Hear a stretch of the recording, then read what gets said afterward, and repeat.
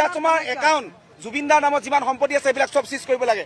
এইবোৰ জুবিন দাৰ সম্পত্তি হয়, এইবিলাক অসমীয়া ৰাইজৰ সম্পত্তি হয়।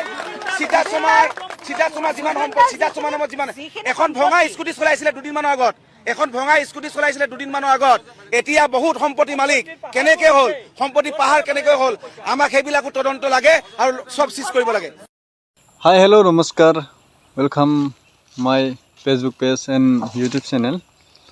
আপোনালোকে চাই আছে Majuli BRP channel, YouTube channel আৰু ফেচবুক পেজ ৰাজেশ পাতিৰ। আপোনালোকে এতিয়া ঘটনা চলি আছে, উচিত তদন্ত হ'ব লাগে। আৰু সিদ্ধাৰ্থ শৰ্মা যিহেতু নেকি এতিয়া জুবিনদাৰ কিবা আছিলে, মেনেজমেণ্ট আছিলে, এইজন হৈছে হত্যা কৰা বুলি আমি গম পাইছোঁ। সেইটো কাৰণে তদন্ত উচিত শাস্তি পাব লাগে, তদন্ত কৰিব লাগে চবে।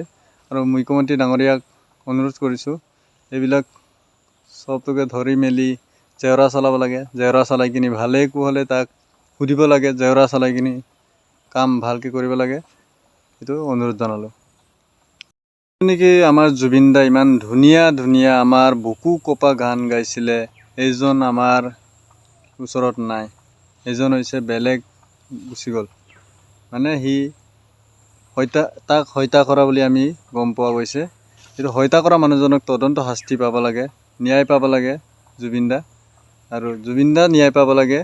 ন' জাষ্টিছ ন' ৰেষ্ট। ৱেলকাম। আপোনালোকে চাই ল'ব নিউজ চেনেল কি কৈ আছে আৰু লাইফত কি চলি আছে, আৰু ফেচবুক পেজ চবে পষ্ট কৰি আছে, আৰু কি নিউজ চেনেলত কৈ দিছে আপোনালোকে গম পাব নিউজ চেনেলৰ যোগেদি। আপোনালোকে ভিডিঅ'গ্ৰাফিক্সটো অকণমান চাই ল'ব। এয়া জুবিন গাৰ্গৰ ছিংগল টিউজডে লেটেষ্ট ৰিলিজ আহিছে, অৰ্থাৎ 16 ছেপ্টেম্বৰত ৰিলিজ কৰা হৈছিল। তাতোকৈ ডাঙৰ কথা, 19 ছেপ্টেম্বৰত মৃত্যু হোৱাৰ পিছত ৰাজ্যত যেতিয়া হৈছিল লাগিল, আজি বা কালিৰ ভিতৰত এই গানটো এতিয়া স্পটিফাইৰ পৰা ডিলিট কৰা হৈছে। আটাইতকৈ গুৰুত্বপূৰ্ণ কথা, CIDৰ তদন্তত এই কথা আহিবনে নাই, কোনে মায়াবিনী ৰাতিৰ বুকুত গীতটো স্পটিফাইত ৰিলিজ দিলে 16 ছেপ্টেম্বৰত, জুবিন গাৰ্গৰ 19 ছেপ্টেম্বৰত মৃত্যু ঘটিল, আৰু তাৰ পিছত 24-25 ছেপ্টেম্বৰত, মানে 23-24 ছেপ্টেম্বৰত এই গানটো ডিলিট কৰি দিয়া হ'ল। তথ্য প্ৰমাণ লুকুৱাৰ চেষ্টা ইতিমধ্যে আৰম্ভ হৈ গৈছে। জুবিন গাৰ্গৰ মৃত্যুৰ তদন্তটো কেৱল কি হৈছিল, সাগৰত পৰি ঢুকাইছিল নে জুবিন গাৰ্গক আন কিবা ধৰণেৰে জুবিন গাৰ্গ মৃত্যুৰ মুখত পৰিছিল, সেয়া আমি এতিয়াও ধুঁৱলি কুঁৱলী ছবিখন। কাৰণ যিকেইজন প্ৰত্যক্ষদৰ্শী তাৰে এজনে কেৱল কিছু ভাষ্য প্ৰদান কৰিছে, আন এজন প্ৰত্যক্ষদৰ্শী অমৃত প্ৰভা নামৰ সেই গায়িকাগৰাকীয়ে দুটামান কথা কৈছে, তাৰ বাহিৰে কিন্তু ছবিখন এতিয়াও স্পষ্ট নহয়। ডেথ চাৰ্টিফিকেটত লিখা আছে এটা মাত্ৰ শব্দ, জুবিন গাৰ্গৰ মৃত্যুৰ ডেথ চাৰ্টিফিকেটত লিখা আছে ডেথ কজ ড্ৰাউনিং, তাৰ বাহিৰে আৰু একো কথা নাই।